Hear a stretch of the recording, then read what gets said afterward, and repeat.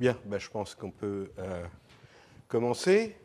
Alors, tout d'abord, effectivement, peut-être signaler qu'il y a eu un petit problème de communication, peut-être, au sujet de l'affiche du cours, puisqu'effectivement, originellement, je pensais faire, en tout cas pour aujourd'hui, quelque chose plus basé sur certaines applications thérapeutiques, ce qu'on appelle les molécules chaperones, et qui était un peu la fin du cours de l'an dernier. Il se trouve que comme je suis toujours un peu en retard sur ce que je fais, que je pensais pendant mes cours de novembre passer 1 heure sur les actualités récentes en génétique de l'autisme et de la déficience intellectuelle, et que finalement les cours que j'avais faits sur les biais de sexe dans les maladies neurodéveloppementales m'avaient pris un peu plus de temps. J'ai décidé de changer, mais malheureusement, malgré mes communications avec le collège, l'affiche n'a pas été modifiée. Et donc, ce que je vais vous faire aujourd'hui, c'est effectivement 2 heures sur un peu un choix d'actualité récente en génétique de l'autisme et de la déficience intellectuelle. Et je vais, vers la fin de la 2e heure, présenter aussi les propositions peut-être un peu iconoclastes sur la manière dont on va pouvoir interpréter l'explosion, mais aussi l'extraordinaire complexité dont je vais vous parler de la génétique dans la déficience intellectuelle et dans l'autisme, et de voir comment effectivement on peut essayer d'avoir des interprétations en termes de conséquences cliniques sur ces atteintes.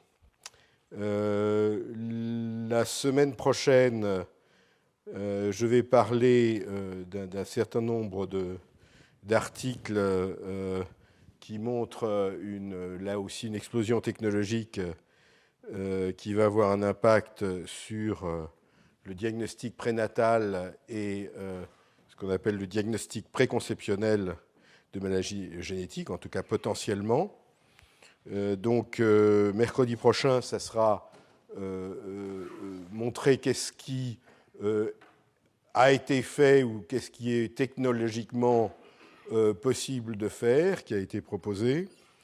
Et le 21 mars, le format sera différent, puisque d'abord ça sera plus long, ce sera près de 3 heures, et sous forme de table ronde avec un certain nombre de participants qui vont de généticiens, gynécologues, mais aussi sociologues et représentants d'associations de malades, pour discuter effectivement sur ces possibilités d'extension des diagnostics, je dirais, préventifs, de diagnostic prénatal ou diagnostic préconceptionnel de maladies génétiques. Quels sont les problèmes que ça pose, à la fois problèmes éthiques, problèmes éventuellement d'économie de la santé, et pour commencer à discuter de quelque chose qui peut arriver très vite, et il faut quand même qu'on commence à s'y préparer en se demandant qu'est-ce qu'on accepte, qu'est-ce qu'on n'accepte pas, et si on accepte, comment on va le réaliser. Alors, c'est une dia que j'ai déjà montrée, je pense, à plusieurs reprises au cours de mes cours, puisque j'avais fait à diverses reprises plusieurs cours sur ce qu'on appelait le retard mental, que maintenant, en tout cas, les Américains ont décidé, même par une loi, qu'on n'avait plus le droit d'utiliser le terme retard mental parce qu'il était considéré comme dérogatoire, parce qu'apparemment retarded est une injure dans les cours d'école, etc. Donc maintenant, la loi est que si on reçoit des financements publics, on n'a pas le droit dans les publications de mettre retard mental, il faut mettre intellectual disability.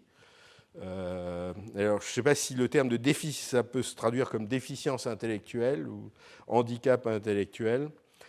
En tout cas, disons, il y a des définitions, en tout cas les définitions qui sont celles du retard mental. C'était défini par un niveau de QI qui est moins de 2 déviations standards en dessous de la moyenne qui est censée être, puisque la construction du QI est censée être à 100. Donc à partir de 70 vient la zone du retard mental. Mais encore faut-il que ce QI de 70 soit présent avant l'âge de 18 ans pour distinguer ceci des maladies neurodégénératives qui peuvent, on va dire par exemple Alzheimer, qui vont évidemment faire énormément baisser le QI, mais beaucoup plus tardivement. Donc le retard mental, c'est quelque chose qui est établi, mais il ne suffit pas qu'il y ait effectivement ce QI inférieur à 70, mais que ça entraîne des déficits du fonctionnement adaptatif dans la société, donc l'autonomie, le fonctionnement social, la possibilité de travailler, etc. Et on définit le retard mental comme modéré à sévère quand c'est un QI inférieur à 50 et comme léger pour les QI entre 50 et 70, aux environs de 70, on va considérer que c'est borderline en anglais, donc c'est limite. Alors, le retard mental modéré à sévère, c'est 0,3 à 0,5% de la population. Le retard mental léger, les estimations sont très variables, ça va selon les pays, les statistiques, les époques, entre, je dirais, 1, 2 et même jusqu'à 3 ou 4%. Alors, c'est un problème important de santé publique, mais qui, curieusement, y compris quand on voit les appels d'offres européens pour la recherche, on parle beaucoup de maladies psychiatriques, on parle beaucoup de maladies neurodégénératives, et on parle très peu de retard mental, parce que je pense que c'était plutôt considéré comme un problème socio-éducatif que comme un problème, je dirais, scientifique et médical. Et or pourtant, c'est un problème scientifique et médical important, puisque notamment, quand on voit les consultations, par exemple, de génétique clinique, eh bien, la déficience intellectuelle est une part majeure des demandes de consultation de génétique clinique. Alors, la génétique dans tout ça, eh bien, on était quasiment sûr que pour ce qui est du retard mental modéré à sévère, la génétique rentrait pour une part importante, probablement au moins 2 tiers des cas étant très fortement génétiques. Alors sur cette dia un peu ancienne, vous voyez qu'il y a marqué pour le retard mental ou la déficience intellectuelle dite légère, c'était marqué un peu, enfin c'était indiqué à l'époque, c'est une image ancienne. Attendez, comment ça marche ? Comment je fais pour marcher ?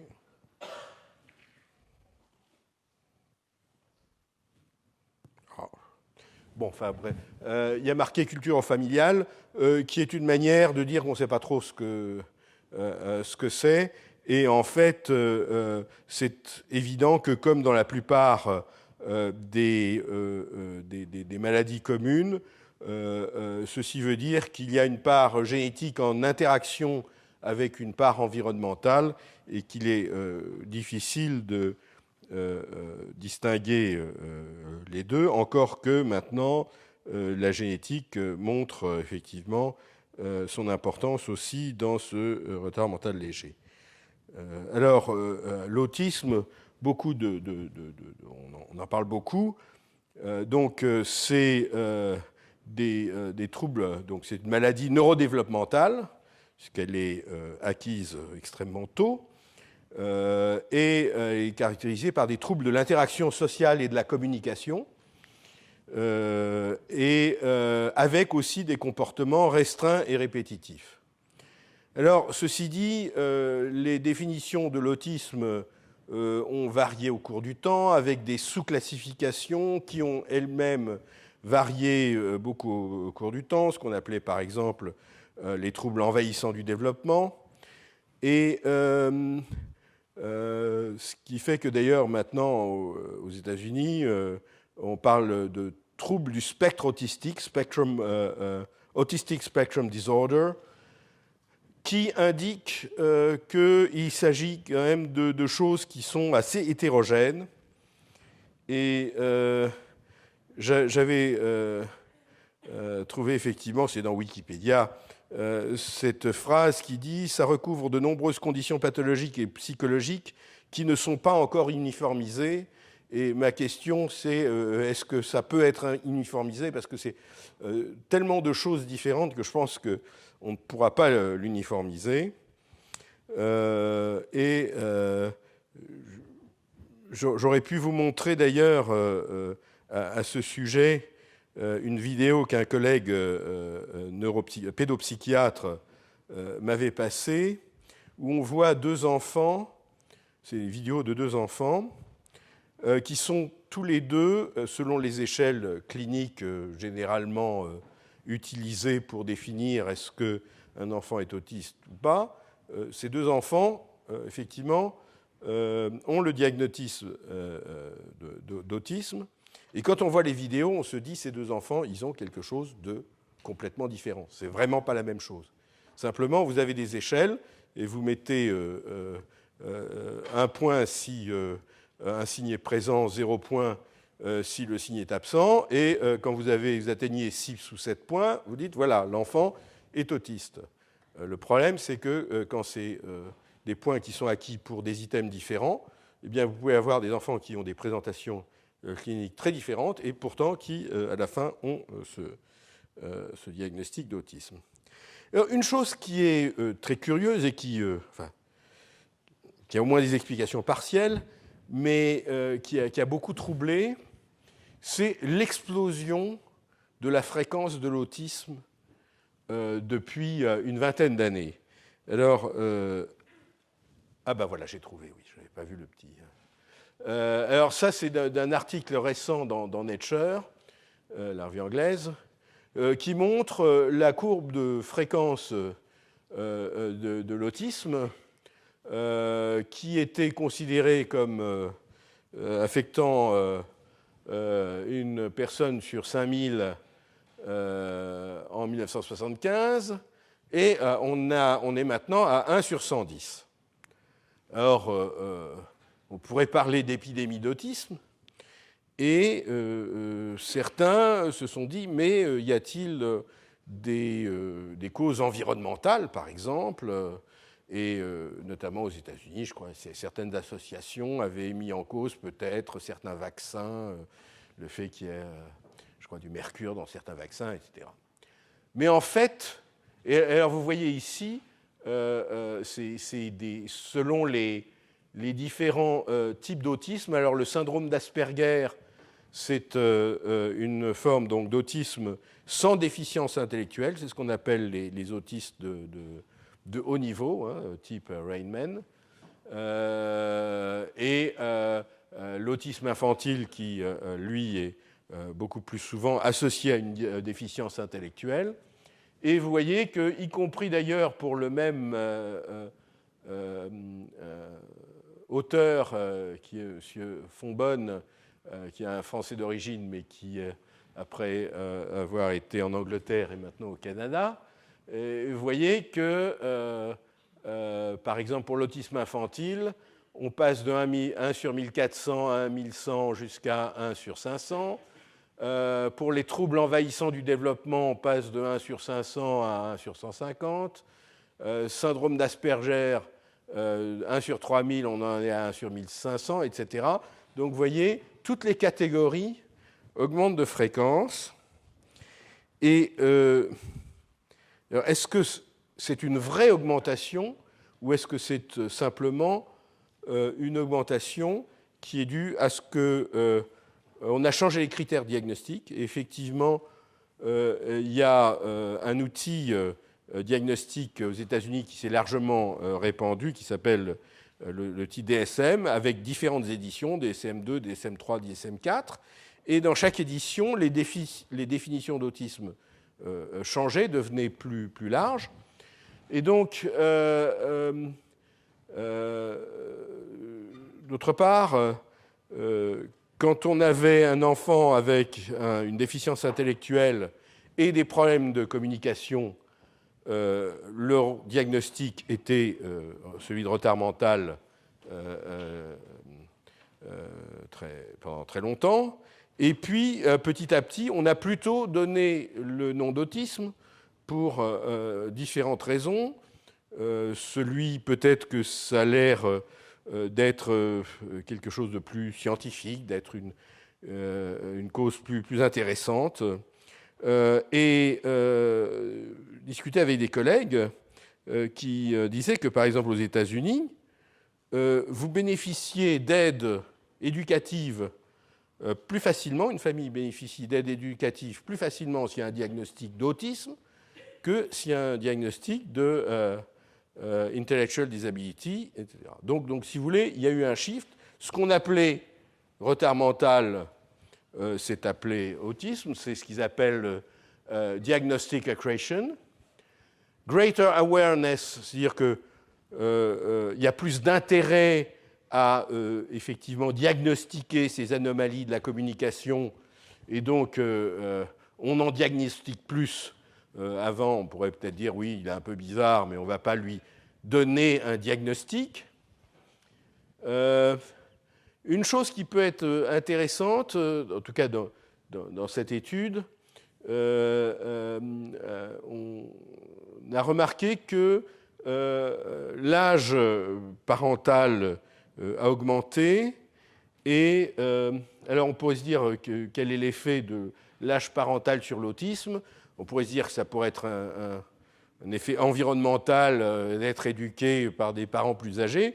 Mais en fait, je pense que là-dedans, on peut avoir sans doute pas mal une explication génétique, puisqu'on sait que pour un certain nombre de mutations, la probabilité de mutation augmente avec l'âge. C'est bien connu pour la trisomie 21 et pour l'âge maternel. Mais il y a aussi un certain nombre de maladies, par exemple des formes de nanisme, etc., dont on sait que c'est des néomutations dont la fréquence augmente avec l'âge paternel. Donc, si vous voulez, il est possible qu'effectivement le fait que l'âge à la naissance, l'âge parental à la naissance des enfants a augmenté pour des raisons sociales, sociologiques, pourrait effectivement contribuer peut-être à une part d'augmentation. Et en tout cas, dans cette étude qui était rapportée dans Nature, il disait finalement, il y a la moitié, on ne sait pas vraiment d'où vient cette augmentation. Donc, est-ce qu'il y a quand même des aspects environnementaux qui jouent? Je dois dire qu'il y a quand même beaucoup de gens qui pensent que c'est beaucoup plus que les 25%, le fait qu'on ait changé les critères diagnostiques. Alors, simplement, là aussi, pour reparler très brièvement d'une manière générale, comment la génétique peut expliquer des maladies, eh bien, il y a d'une part ce qu'on appelle les maladies monogéniques, où effectivement on a une mutation dans un gène donné, soit sur seulement une des deux copies pour les maladies dominantes, soit sur les deux copies dans les maladies récessives, et où la présence d'une mutation, de ces mutations qui inactivent ou qui entraînent un dysfonctionnement du gène, entraîne la maladie avec une causalité très forte, une causalité qui peut être, je dirais, absolue. C'est-à-dire que, par exemple, Si vous avez une mutation qui inactive le gène de la myopathie de Duchenne, vous aurez cette forme de myopathie. La causalité peut être un petit peu moins absolue et quand vous avez un risque très élevé mais qui n'est pas de 100%, par exemple des mutations dans le gène BRCA de cancer du sein, vont donner un risque de développer un cancer du sein de 70 à 80%, mais pas de 100% aux femmes qui en sont porteuses. Voilà. Mais, disons, maladie monogénique, il y a un gène qui, quand il est muté, entraîne, comme dit, avec une causalité de 100%, ou en tout cas avec une causalité très forte, le risque de développer la maladie. Il y a les maladies chromosomiques qui ont eu, ou subchromosomiques, c'est-à-dire des microdélétions ou des microduplications de segments chromosomiques qui peuvent toucher quelques dizaines, vingtaines, trentaines de gènes, ou quelquefois seulement 2 ou 3 gènes. Et au départ, bon, bien connu pour la trisomie 21, 3 chromosomes 21, mais par la suite, de nombreux syndromes microdélétionnels ont été trouvés, et là aussi, les utilisations des méthodes de génomique telles que les puces à ADN ont entraîné une explosion, et je vais en parler assez longuement, de ces maladies dues à des délétions ou duplications de segments du génome et qui sont associées très fortement à la déficience intellectuelle et également à l'autisme.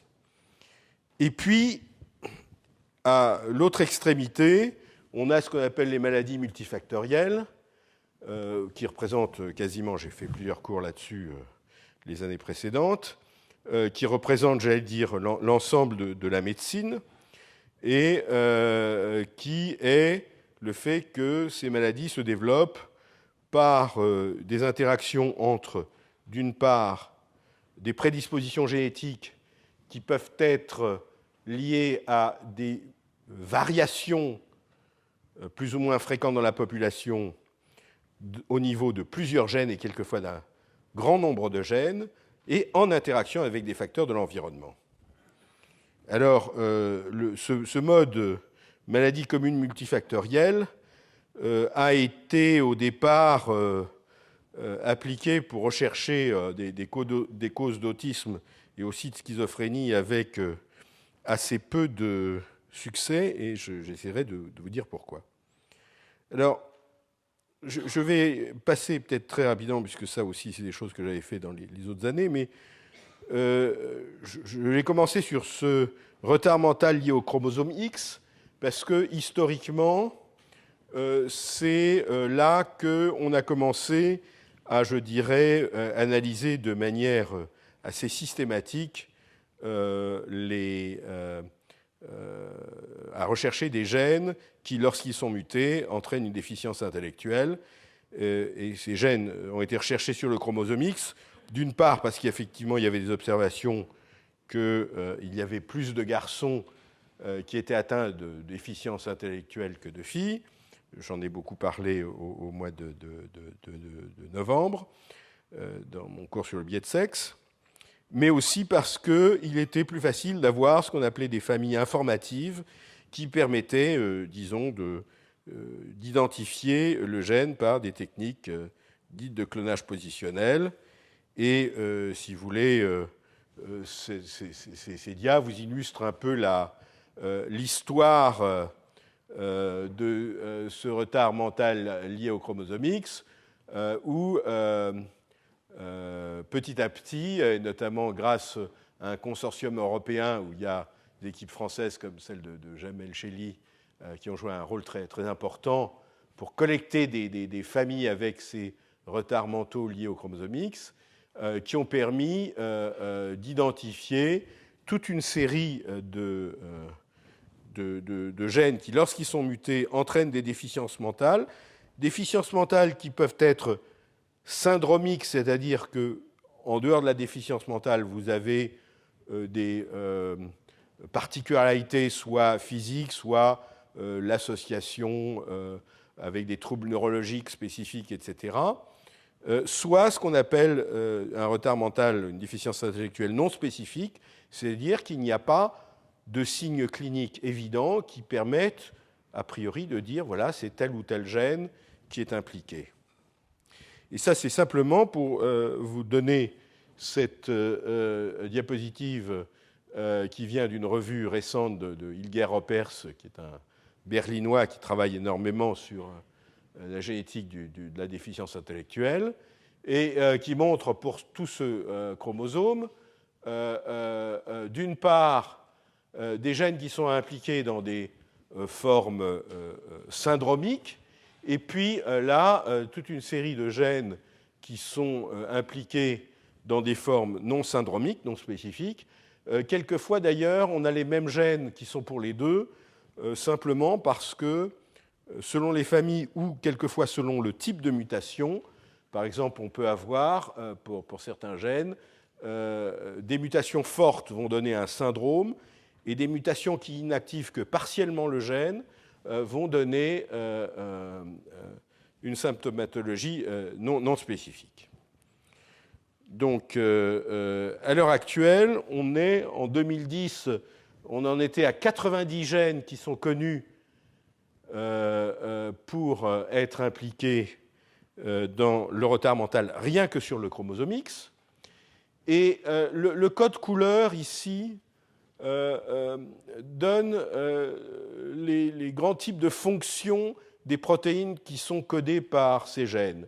Vous avez des gènes qui sont impliqués dans la régulation transcriptionnelle, des gènes qui sont ce qu'on appelle la transduction du signal, c'est-à-dire de la membrane vers le noyau, comment faire les cascades de kinases, de phosphatases qui permettent de traduire ces signaux qui informent le noyau de la cellule sur ce qui se passe à l'extérieur de la cellule, la régulation du cytosquelette d'actine, des aspects de transport ionique, des aspects de modification de protéines liées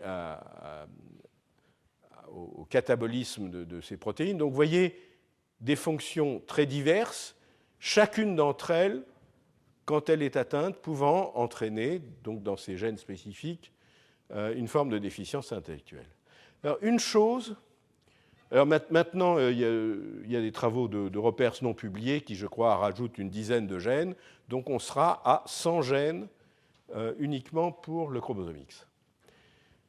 Alors un aspect de cette complexité, rien que pour le chromosome X, c'est que quand même, dans une famille, est-ce que c'est important où il y a un enfant qui est atteint d'une déficience intellectuelle?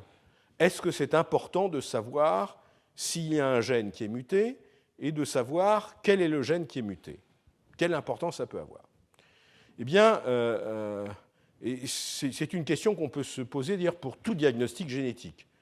À quoi ça sert, si vous voulez, finalement, vous constatez qu'il y a une maladie qui est présente chez un enfant ou un adulte, à quoi ça sert de savoir exactement quel est le gène qui est porteur de la mutation, quelle est la mutation précise à l'intérieur de ce gène?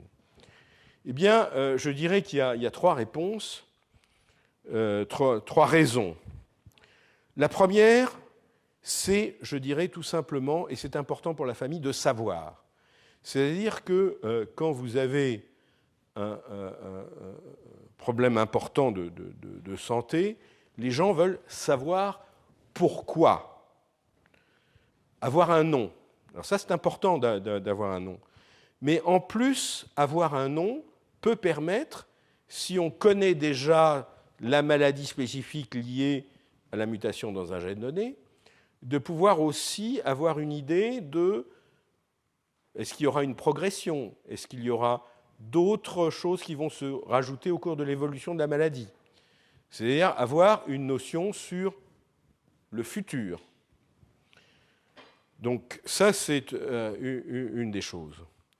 Mais en dehors de cet aspect simplement de pouvoir mettre un nom précis sur la cause. Et je dirais, dans le cadre de la déficience intellectuelle, et surtout quand elle est associée à des troubles du comportement, je dirais que c'est particulièrement important. Pourquoi ? Parce qu'il y a souvent une notion de culpabilité, latente ou avérée. Est-ce que c'est parce qu'on n'a pas éduqué l'enfant, on n'a pas entouré l'enfant comme il fallait ? Et notamment en France, par rapport à l'autisme, il y a eu quand même un effet très délétère des psychanalystes qui disaient oui, c'est une interaction anormale de la mère avec son enfant, et donc qui augmentait encore cette sensation de culpabilité. Alors pouvoir dire, voilà, il y a une raison, ça ne changera pas peut-être effectivement le cours des choses, mais en tout cas, c'est pas parce qu'on a fait quelque chose de pas bien.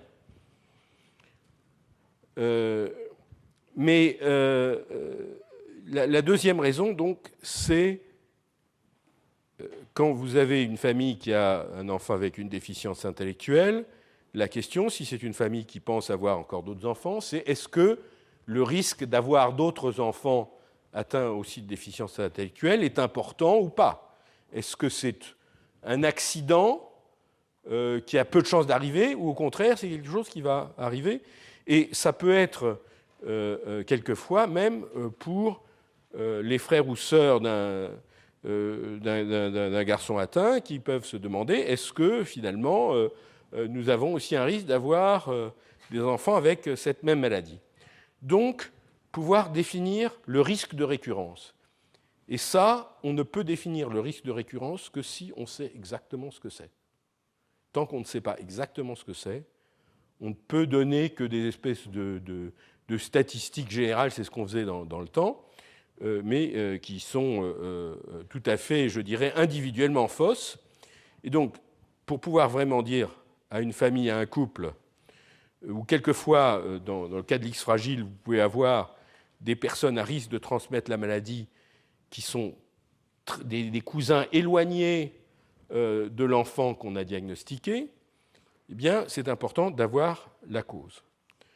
C'est aussi ce qui peut permettre le diagnostic prénatal, parce que le diagnostic prénatal, dans ces cas-là, c'est de savoir est-ce que, si on a identifié la lésion, le fœtus porte ou pas cette même lésion. Et puis, je dirais la troisième raison qui, pour le moment, et je dirais malheureusement encore, peut-être exceptionnelle, en tout cas dans le cas de la déficience intellectuelle, à quelques exceptions, c'est de se dire, est-ce que quand on connaît la mutation exacte, dans quel gène, ça va permettre d'avoir un traitement spécifique. Alors, quand même, il faut signaler que la première cause génétique de déficience intellectuelle, trouvée bien avant qu'on puisse séquencer de l'ADN, c'est la phénylcétonurie, qui a été, je dirais, à partir de premières études en 1930 jusqu'en 1950 sur les bases biochimiques de cette phénylcétonurie. Et ce premier exemple d'une anomalie biochimique entraînant une déficience intellectuelle a été aussi, et très rapidement, et on aurait bien aimé que ça arrive plus souvent, a entraîné la définition d'un traitement, et en plus d'un traitement efficace. Mais efficace par le dépistage néonatal de cette maladie qui permet de faire le régime pauvre en phénylalanine approprié.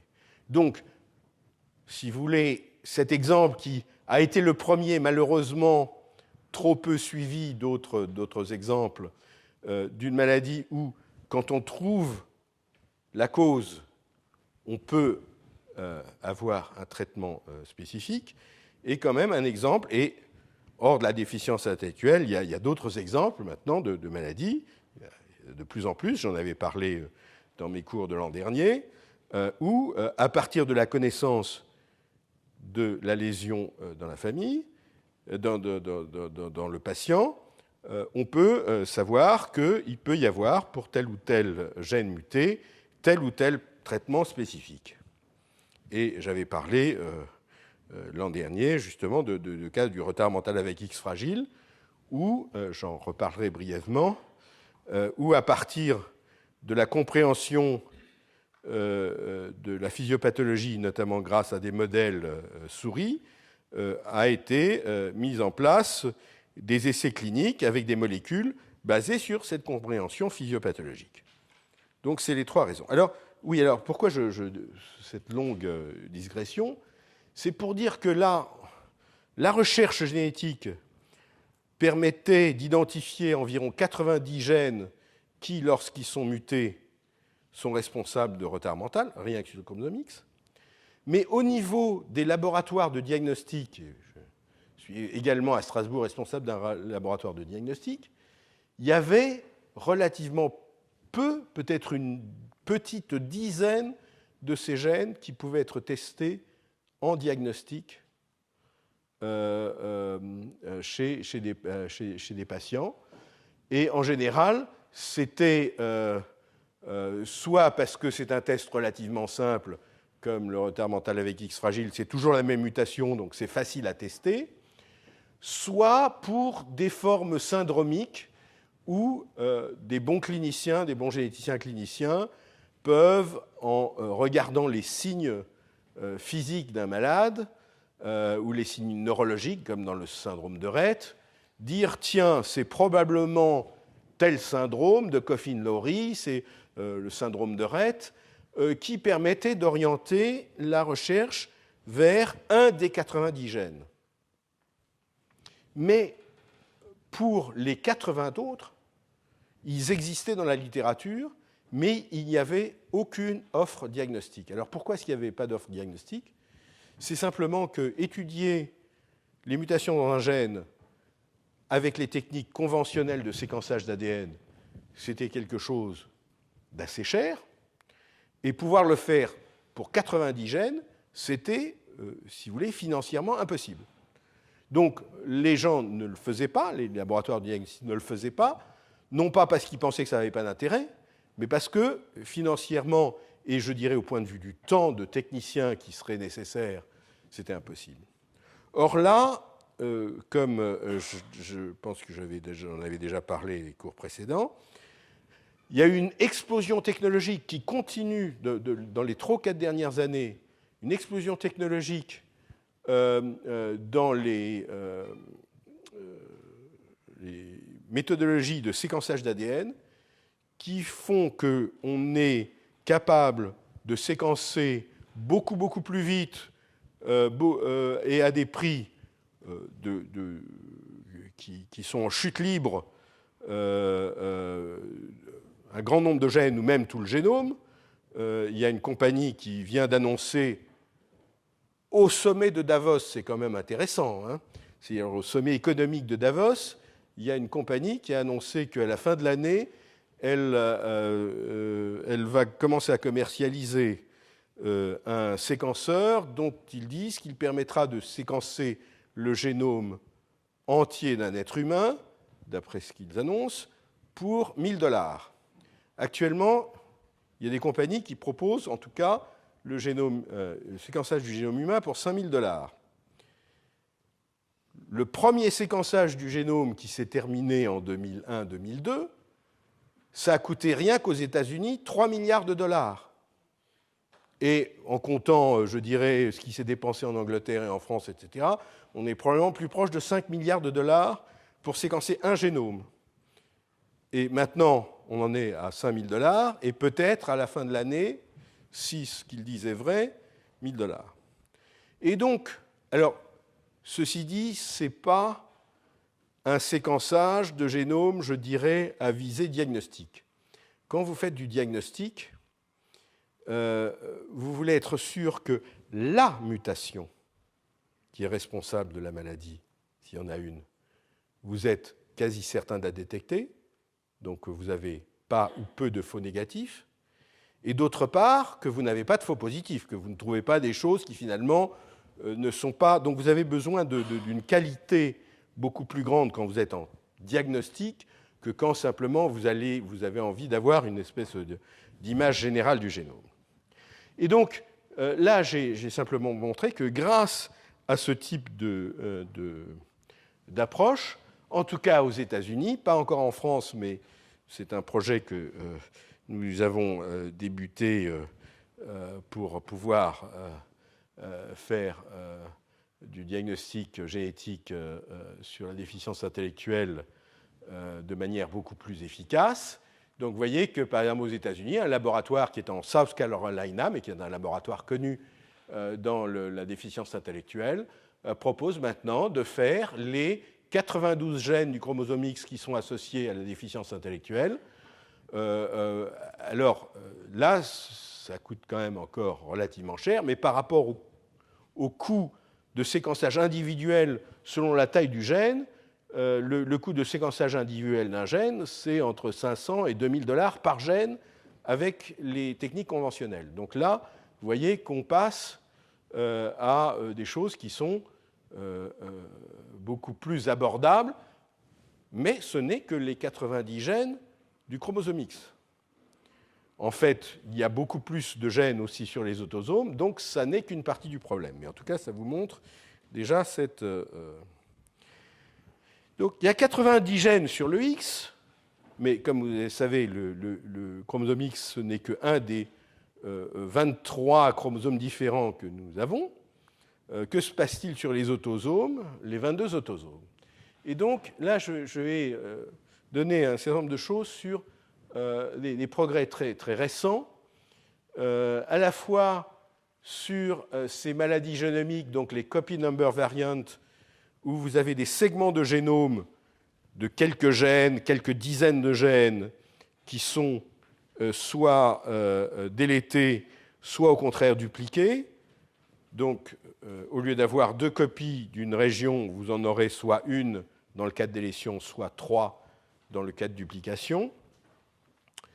Je parlerai également des maladies dominantes, c'est-à-dire celles où il suffit qu'une des 2 copies du gène autosomique soit mutée pour avoir l'expression du phénotype.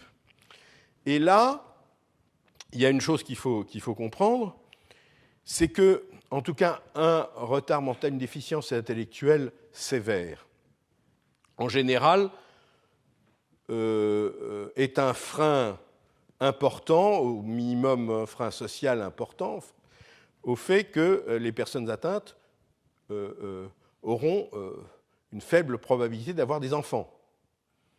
Donc, si vous avez une mutation qui entraîne une forme dominante de déficience intellectuelle sévère, c'est peu probable que vous ayez reçu cette mutation d'un des parents, puisque ce parent aurait été lui-même atteint de déficience sévère. Et donc, c'est pour ça que les études récentes qui sont justement permises par cette explosion des techniques de séquençage, eh bien, ont montré que, alors pour le moment, c'est des papiers de 2010 qui demandent à être, je dirais, confirmés, en tout cas pour les aspects statistiques, qu'à la fois pour la déficience intellectuelle, pour l'autisme et à un degré moindre, mais quand même significatif aussi pour la schizophrénie, des néomutations pourraient avoir un rôle important. Donc des néomutations, c'est des mutations qui n'étaient pas présentes chez les parents, et au cours de la gamétogénèse, de l'oogénèse, de la spermatogénèse, il y a une mutation qui est survenue et donc qui est présente chez l'enfant alors qu'elle n'est pas présente chez les parents. Donc c'est vraiment ce terme de mutation de novo qui est, je dirais, ce qu'on pourrait dire le buzzword dans la génétique de la déficience intellectuelle, de l'autisme et même ça commence pour la schizophrénie. Et puis les maladies récessives, autosomiques récessives, c'est celles qu'un enfant atteint a hérité de ses 2 parents porteurs sains, puisque chacun de ces 2 parents aura une mutation sur une des copies du gène, et l'enfant atteint aura les 2 mutations, chacune venant d'un parent. Donc je vais regarder. Alors, Donc ces maladies génomiques, les copy number variants, variation du nombre de copies. Donc effectivement, je vous dis, dans les années 90, grâce à ce qu'on appelait la cytogénétique moléculaire, on avait commencé à reconnaître un certain nombre de syndromes qui alliaient des délétions, en général c'était des délétions dans des régions précises données, par exemple sur le chromosome 15 pour le syndrome de Prader-Willi et d'Angelman, sur le chromosome 7 pour le syndrome de Williams. C'était des délétions de plusieurs gènes, mais toujours des délétions assez bien définies, et qui donnaient des syndromes cliniquement assez bien identifiables, d'où ces noms. Alors, à partir de 2005, les techniques de puces à ADN, qu'on appelle soit d'hybridation génomique comparative ou qui utilisent l'analyse de polymorphisme de l'ADN, mais en analysant des centaines de milliers de points sur le génome, et pour chacun de ces points dire y a-t-il 2 copies, une seule copie ou 3 copies, ont entraîné une explosion diagnostique et une explosion des connaissances sur les relations entre ces variations de nombre de copies et les phénotypes, qui sont souvent des phénotypes neurodéveloppementaux, mais qui peuvent être aussi, par exemple, des phénotypes neurologiques ou des phénotypes, par exemple, dans la maladie de Williams ou dans le syndrome vélo-cardio-facial, il y a des anomalies des vaisseaux ou des anomalies cardiaques. Donc, par exemple, les anomalies congénitales cardiaques sont souvent associées effectivement à ce type d'anomalie de copy number variant. Alors, à l'heure actuelle, on est, je pense maintenant, ce chiffre est maintenant de plus de 60 types de variation du nombre de copies dans des régions données qui sont trouvées de manière récurrente pour pouvoir commencer à définir, je dirais, un syndrome ou une maladie, ou en tout cas de rechercher est-ce que entre les divers malades qui présentent à peu près la même délétion dans une région donnée et qui a été trouvée de manière récurrente dans quelques dizaines ou quelques centaines de malades, est-ce qu'il y a une expression clinique plus ou moins spécifique? Et puis, il y a aussi des CNV très rares, c'est-à-dire des choses qu'on trouve chez un patient qui n'a jamais été décrit dans la littérature, qu'on ne trouve pas dans la population contrôle. Et là, c'est un problème, parce que quand on trouve ces CNV très rares, la question c'est est-ce que c'est ça qui explique, si on a un enfant avec une déficience intellectuelle, est-ce que c'est ça qui explique la déficience intellectuelle? Et comme on est en train de passer, en tout cas aux États-Unis et en Allemagne, c'est déjà fait en France, on a mis un peu de temps à utiliser aussi ces techniques pour le diagnostic prénatal, ça va être, je dirais, un problème tout à fait difficile de savoir, quand on va trouver quelque chose qu'on ne sait pas exactement interpréter, qu'est-ce qu'on dit aux parents, au couple, sur, voilà, on a trouvé quelque chose, mais dont on n'est pas tout à fait sûr, est-ce que c'est pathologique ou c'est pas pathologique? Et donc ces problèmes d'interprétation, donc comme je dis ici, c'est une nouvelle anomalie, c'est-à-dire quelque chose qui n'est pas vraiment décrit dans la littérature ou qui a été décrit une ou deux fois, mais donc on ne sait pas vraiment est-ce que c'est vraiment associé à une pathologie. Alors, on utilise souvent le critère, est-ce que c'est arrivé de novo, c'est-à-dire est-ce que les parents sont porteurs de l'anomalie? Si un des parents normal est porteur de l'anomalie, on va avoir tendance à dire que ce n'est pas une anomalie pathologique. En fait, ce n'est que très partiellement vrai. Donc ce n'est pas un très bon critère. Et d'autre part, ce n'est pas non plus parce que c'est de novo qu'on est absolument certain que c'est pathologique. Donc si vous voulez, ce critère de novo, on trouve quelque chose chez un enfant qui n'est pas présent chez les parents, C'est une indication, c'est une suggestion que ça pourrait, ou c'est probablement associé à la maladie, mais ça n'est pas une certitude. Alors ensuite, on va regarder quel est le gène, ou quels sont les gènes qui sont présents dans la région qui est délétée. S'il n'y a pas de gène, on se dit que c'est probablement quand même pas pathologique. S'il y en a beaucoup, ça a plus de chances d'être pathologique, etc. Mais, et je vais en reparler plus tard, parce que c'est vraiment quelque chose qui est très important, c'est pour ces anomalies de nombre de copies qui sont récurrentes. Et donc, on peut commencer à avoir des cohortes. C'est de savoir quel est le phénotype clinique associé. Est-ce que c'est toujours sévère ou est-ce que c'est quelquefois pas sévère? Est-ce que la pénétrance, c'est-à-dire pénétrance, c'est est-ce que toute personne qui porte cette anomalie va exprimer un phénotype clinique ou au contraire uniquement dans 20% des cas ou dans 50% des cas? C'est évidemment très important de savoir ça. Quelle va être l'histoire naturelle de cette maladie qui est liée à cette variation de nombre de copies? Et donc, comme quand même individuellement, même ces événements récurrents sont quand même assez rares, eh bien, pour pouvoir faire de telles analyses, il faut de très grandes cohortes qui sont nécessaires. Et ça pose un problème. Alors, pour vous donner donc un exemple, c'est d'une revue très, très récente de Evan Eichler, qui est un des grands, quelqu'un qui est maintenant à Seattle, qui est un des grands chercheurs dans ce domaine. Et donc, dans cette revue, il montre, je crois, là, il y en a une soixantaine de régions du génome qui sont soumises à ces délétions ou duplications récurrentes. Et en fait, en général, si elles sont récurrentes, c'est parce que ces régions sont entre ce qu'on appelle des duplications segmentaires, et ces duplications, par des phénomènes de recombinaison, entraînent une probabilité nettement plus grande d'avoir des événements de délétion ou duplication.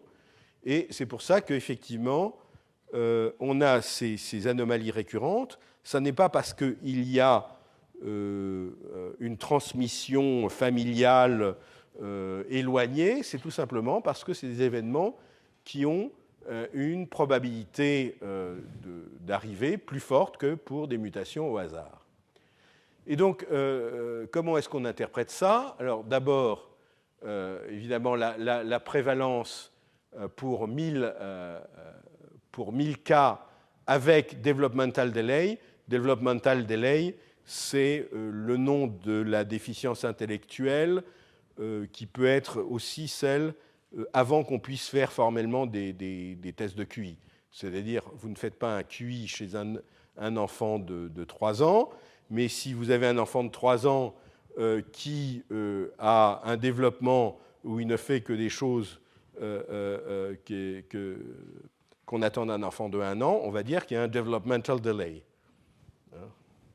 Alors, vous voyez donc qu'il y a certaines anomalies qui sont très fréquentes, d'autres beaucoup plus rares, donc vous avez tout un graphe de fréquence, et en général, à quelques exceptions près, dans la même région, vous pouvez avoir des délétions en bleu ou des duplications en rouge.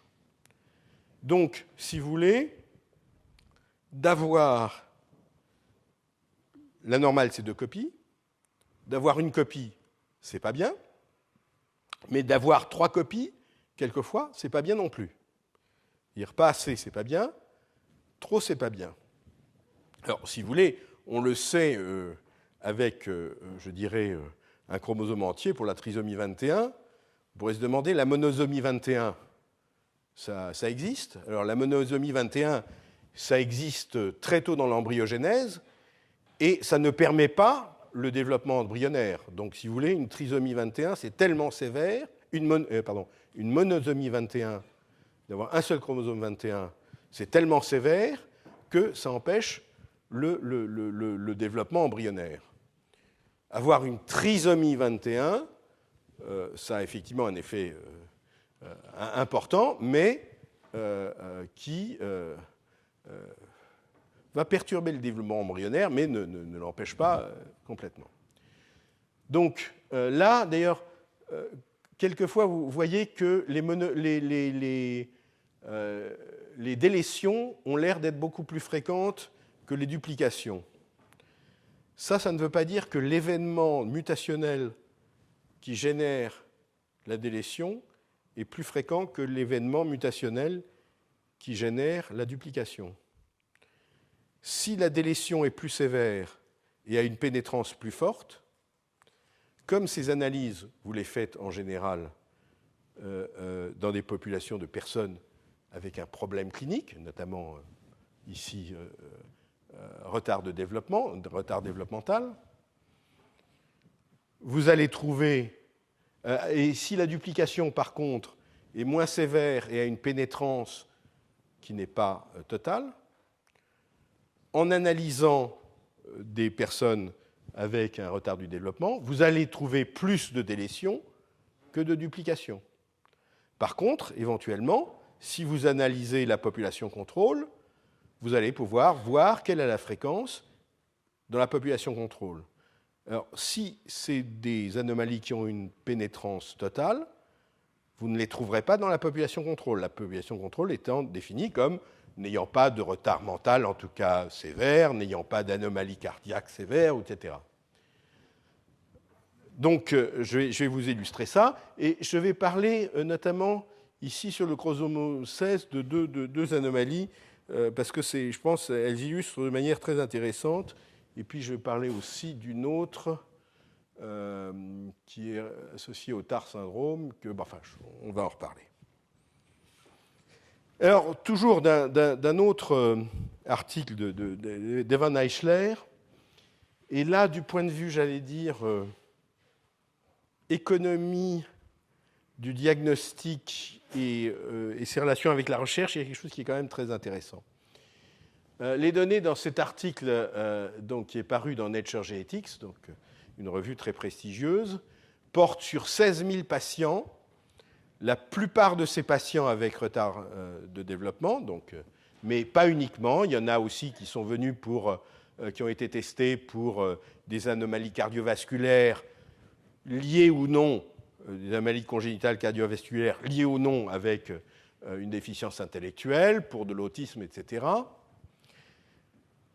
Les données sur les patients, les 16 000 données sur les patients, viennent d'un laboratoire privé américain. En France, on a fait certainement aussi 16 000 de ces analyses, puisqu'on a plein de laboratoires qui font ce genre de choses. Seulement, en France, c'est des laboratoires académiques qui sont dispersés et qui n'ont pas les moyens, ou qui n'ont pas pu acquérir les moyens, bien qu'ils l'aient à un moment voulu, de faire une base de données nationale qui permettrait de collecter l'ensemble des informations qui ont été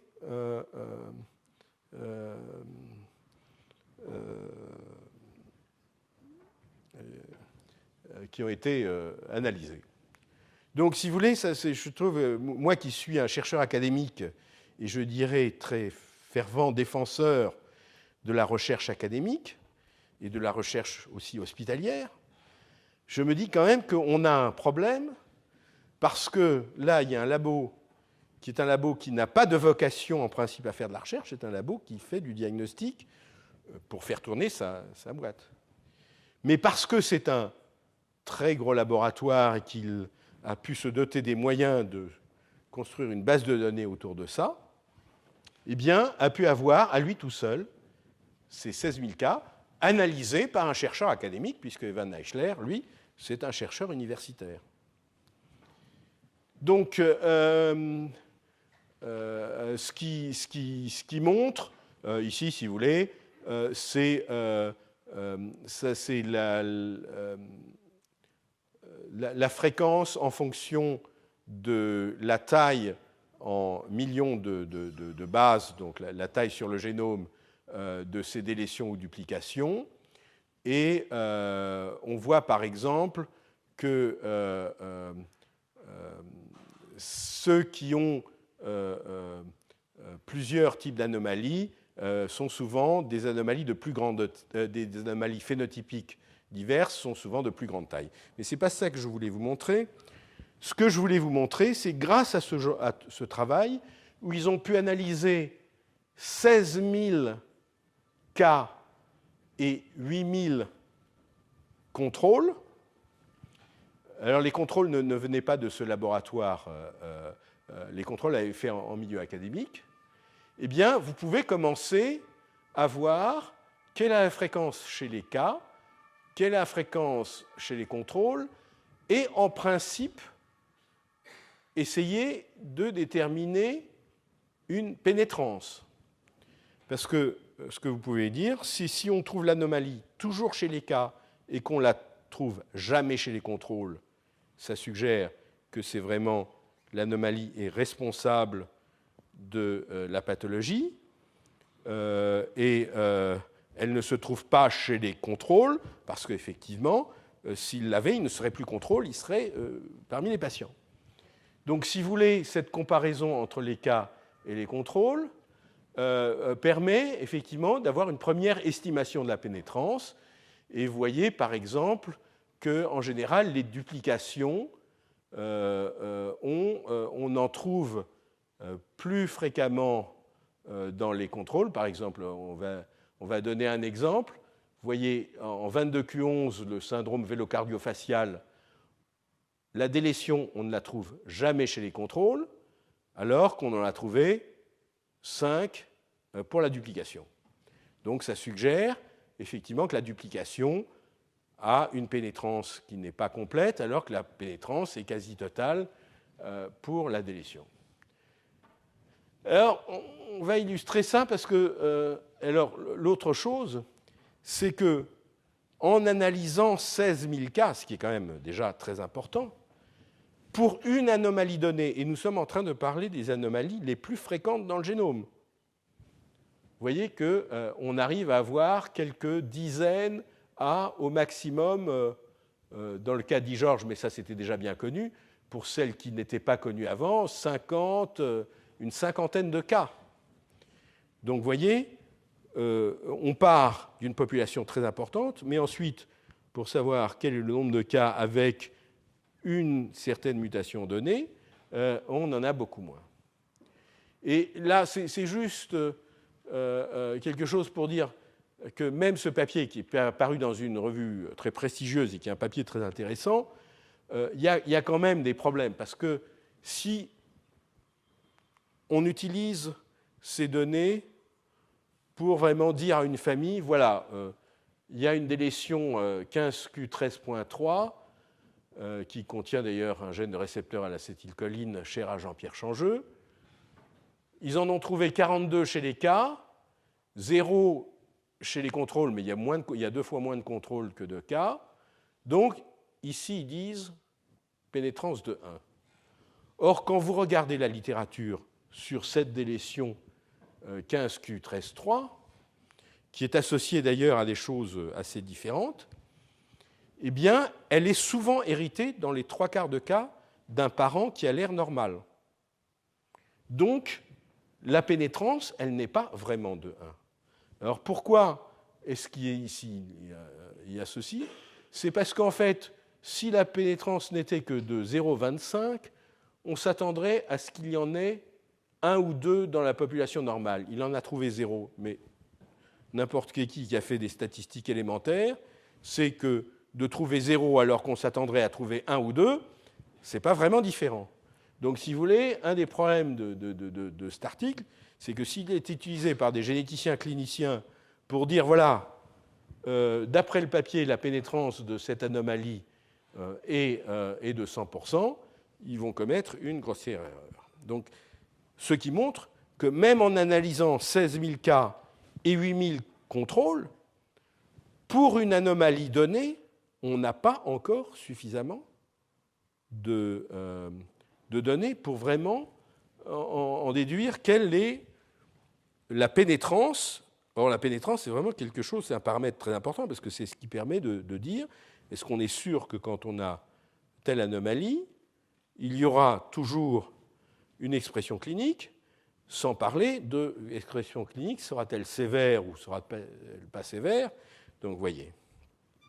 Alors, si je reviens d'ailleurs à ce, par exemple, 15Q 13.3, qui est une délétion d'1,5 million de paires de bases, elle a été, comme c'est signalé dans ce papier, initialement trouvée chez des enfants avec retard de développement, donc developmental delay, mais on l'a trouvée également dans l'autisme, on l'a retrouvée également dans des cohortes de schizophrènes, mais à chaque fois à 0,2, 0,3%. Hein, donc c'est, si vous voulez, une fréquence faible, mais dans ces cohortes. Et en fait, là où c'est le plus fréquent, c'est chez des patients avec épilepsie. C'est jusqu'à 1% des patients avec une épilepsie idiopathique généralisée. Et notamment, effectivement, il y a un gène d'un récepteur d'acétylcholine qui est présent dans cette région, et donc ceci peut être lié. Donc là aussi, une des premières choses, c'est qu'on voit que par rapport à un diagnostic neurodéveloppemental, déficience intellectuelle, autisme, schizophrénie, épilepsie, on retrouve la même anomalie à une fréquence faible, mais qui est quand même nettement plus forte que ce qu'on trouverait dans la population normale. Donc c'est quand même des observations réelles dans ce qui apparaissait au départ comme des pathologies différentes. Bon, je vous avais dit, l'autisme et le retard mental, il y a un recouvrement qui est important, mais là, on se trouve quand même dans des choses assez qui pourraient paraître étonnantes. Et je vous donne effectivement, c'était un des premiers papiers par cette grande compagnie irlandaise Decode qui a analysé et qui continue d'analyser de manière systématique le génome d'un tiers de la population islandaise et tourné qui a des résultats tout à fait intéressants. Ça avait été les premiers à montrer qu'effectivement, on pouvait avoir ces microdélétions récurrentes associées à la schizophrénie. Et pour vous donner une idée, justement, cette délétion 15Q33.3, il l'avait trouvée chez 3 schizophrènes sur 1400, ça veut dire 1 sur 500, et il l'avait trouvée que chez 7 sur 33 000 contrôles islandais, donc avec ce qu'on appelle un odds ratio, c'est-à-dire quel est le risque lié, le risque relatif lié à la présence de cette délétion. Eh bien, ça augmente d'un facteur en moyenne qui était calculé de 9, le risque d'avoir une schizophrénie. Le risque d'avoir une schizophrénie, c'est de 1%. Donc, on pourrait se dire que si vous avez une délétion 15Q13.3, ça irait à 9%. 9%, on pourrait se dire c'est important, mais 9%, ce n'est pas 100%. Donc, ça n'est pas prédicteur d'avoir une schizophrénie. Et d'autre part, ce qui est intéressant, c'est de voir ici l'intervalle de confiance sur cette valeur. Bien que c'est des choses qui ont analysé 1400 schizophrènes et analysé 33 000 personnes d'une population contrôle, c'est assez énorme. Le risque relatif ici moyen, il est calculé d'étant de 9, mais l'intervalle de confiance sur cette valeur est entre 0,8 et 58. Qu'est-ce que ça veut dire ? Ça veut dire qu'en fait, on ne sait pas, sur la base de ces données, s'il y a un vrai risque, parce que si le risque relatif n'est que de 1, c'est qu'il y a, ça ne donne rien. S'il est de 58, ça veut dire que ça augmente de 60 fois votre risque d'avoir une schizophrénie. C'est majeur. Donc vous voyez que même dans des cas d'études aussi importantes, 1400 patients, 33 000 contrôles, les données individuelles sur une anomalie donnée même si, disons, elle permet de dire oui, il y a un effet, et encore, à chaque fois, comme l'intervalle de confiance atteint le 1, ça veut dire pas d'effet, alors on s'aperçoit qu'après, ils ont analysé encore 3300 cas et 8000 contrôles, et donc là, en analysant ceci, ils ont pu avoir des données plus précises, et pour le 15q13.3, le odds ratio, maintenant, devient 11, avec, et là, c'est déjà mieux, parce que là, on est certain de l'effet, avec un intervalle de confiance entre 2,5 et 50. Mais comme dit, si on prend la moyenne, ça veut dire que si quelqu'un a cette délétion 15q13.3, on pourrait dire le risque d'avoir une schizophrénie est d'environ 11%. Mais en fait, finalement, on n'en est pas sûr, puisque c'est, en fait, le risque, il est quelque part entre 2,5% et 50%. Probablement pas aux extrêmes, mais enfin, vous voyez qu'on a encore une marge, et ça, c'est en ayant finalement analysé 4700 cas et 40 000 contrôles. Alors, c'est juste un papier dont j'avais déjà parlé il y a quelques années, mais de l'équipe de Rouen, qui est très intéressant parce qu'ils ont analysé non pas tout le génome, mais certaines de ces régions qui avaient été déjà retrouvées, soit dans le retard mental, soit dans l'autisme, soit dans la schizophrénie, et ils les ont réanalysées dans 250 sujets avec retard mental, 250 sujets avec autisme et 250 sujets avec des formes de schizophrénie.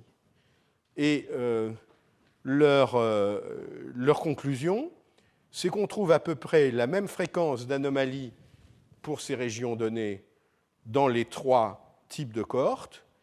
Et souvent, on trouve des anomalies qui sont présentes, la même anomalie, ou en tout cas qui ressemble beaucoup, est présente soit chez l'un, soit chez l'autre de ces diagnostics. C'est-à-dire, de nouveau, dire qu'il y a une espèce de continuum de l'influence de la génétique d'une même anomalie sur l'expression clinique qui peut être vue comme très différente. Et alors, pour illustrer cet aspect oula, j'ai pris beaucoup de retard, de la difficulté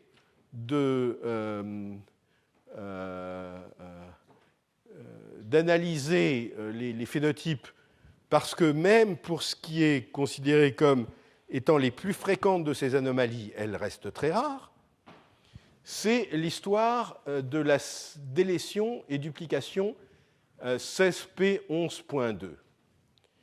Alors, premier article en 2008 dans un journal très prestigieux, le New England Journal of Medicine. Le titre, Association entre la microdélétion et la microduplication dans la région CESP11.2 et l'autisme. Alors, comment est-ce qu'on fait ça?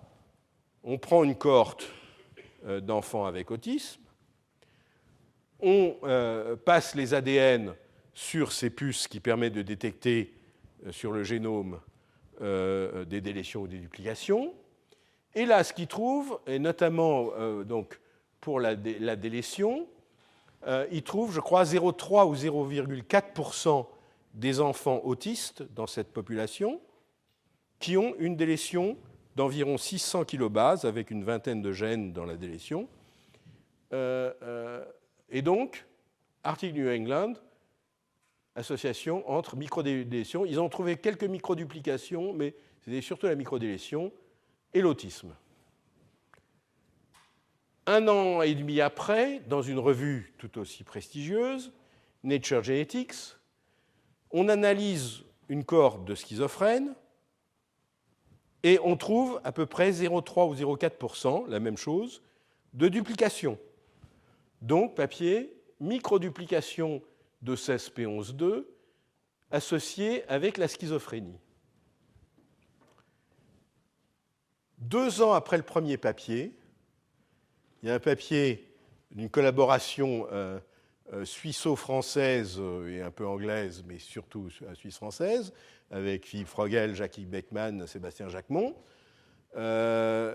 Papier publié dans Nature, autre revue très prestigieuse, papier auquel nous avons participé, et qui montre qu'en fait, dans cette délétion 16p11.2, il y a une expression clinique qui est très pénétrante, qui est présente pas chez tous les patients, mais chez, j'allais dire, quasi tous les patients, et qui est de l'obésité, qui peut être de l'obésité souvent très importante ou même morbide. Et ça, c'est quelque chose où les papiers précédents n'avaient absolument pas remarqué.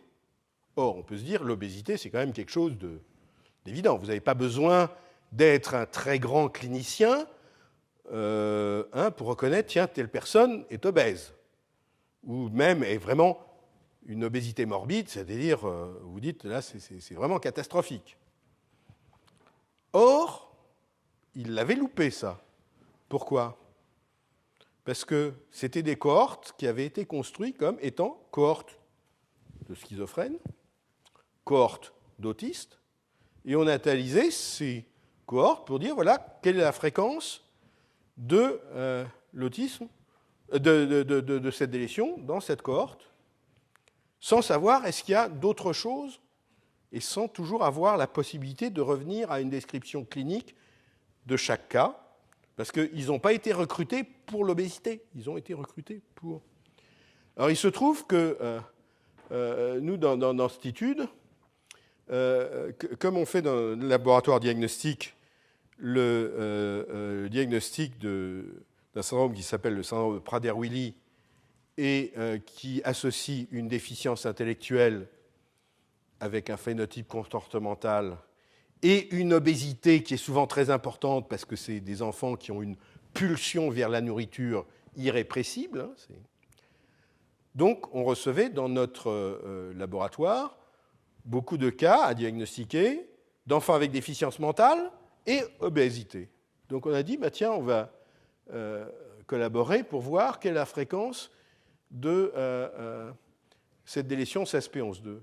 Et effectivement, dans cette cohorte définie par l'existence d'une déficience mentale et d'une obésité, vous n'êtes plus dans les 0,3 ou 0,4%, vous êtes dans 3% des patients qui ont une délétion 16p11.2.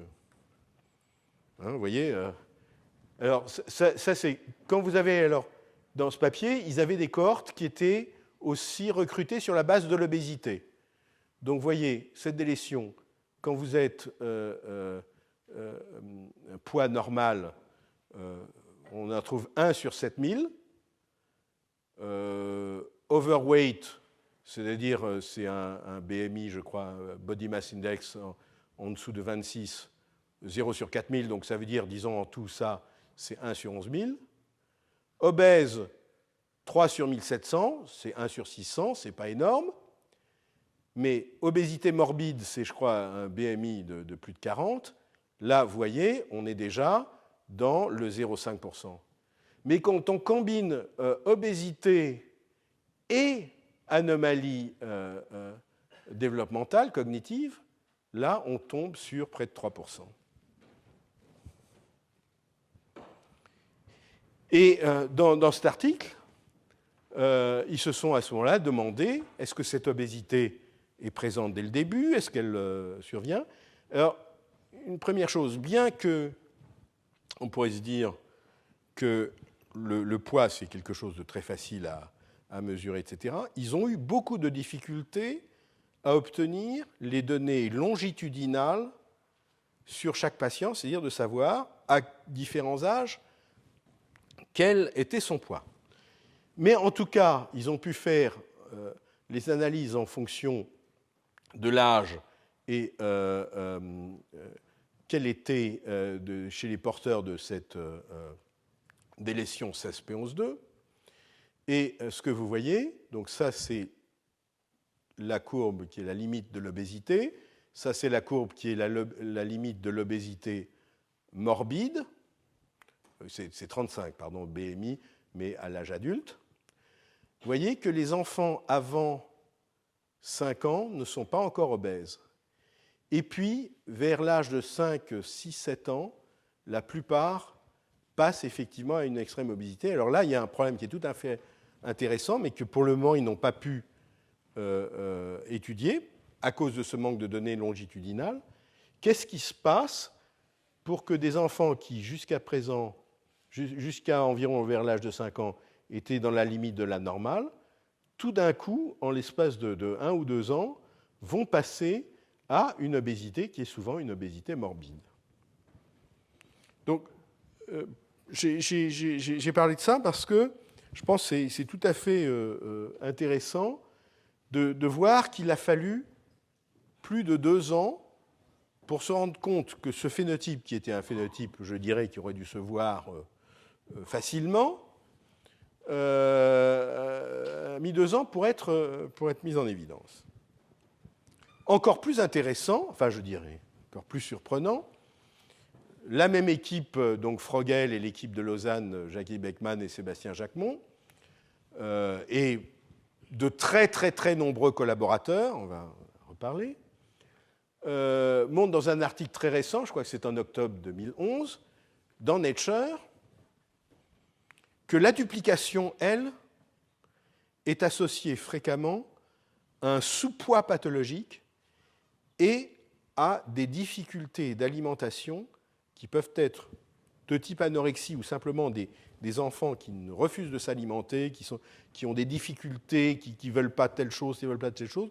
Mais en discutant avec Sébastien Jacquemont, donc, qui est clinicien, il disait que pour les familles, c'est souvent beaucoup plus difficile d'avoir un enfant qui refuse de s'alimenter que d'avoir un enfant obèse. Si vous voulez, c'est encore plus perturbant, si vous voulez, d'avoir ces enfants qui refusent de s'alimenter ou qui ne s'alimentent qu'avec toujours exactement la même chose et qui ont énormément de difficultés.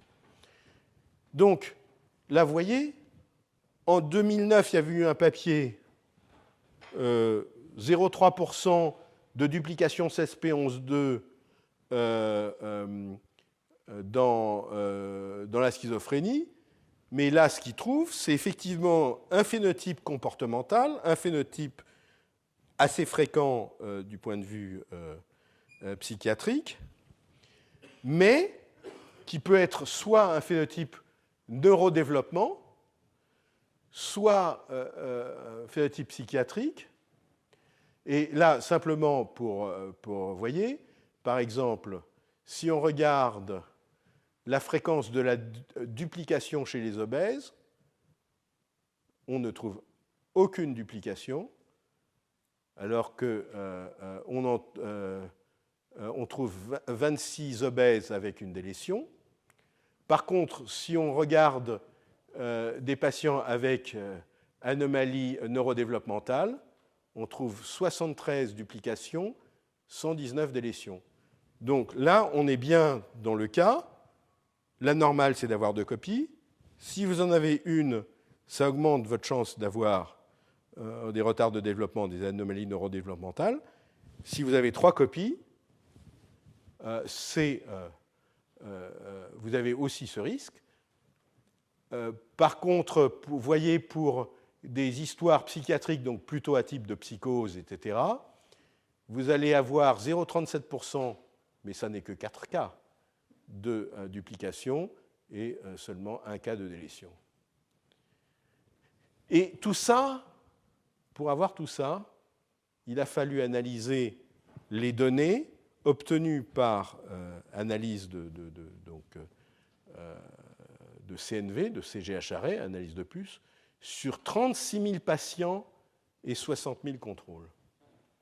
Donc vous voyez que pour avoir des données qui sont encore, je dirais, relativement incertaines, et donc, si vous voulez, par exemple, ce qu'il montre, dans ce papier, c'est un petit peu illisible, mais je vais le commenter, c'est que donc, ce sous-poids pathologique, c'est-à-dire un BMI inférieur à 18, eh bien, on le trouve 10 fois plus chez des patients qui ont la duplication CESP11.2 est associé avec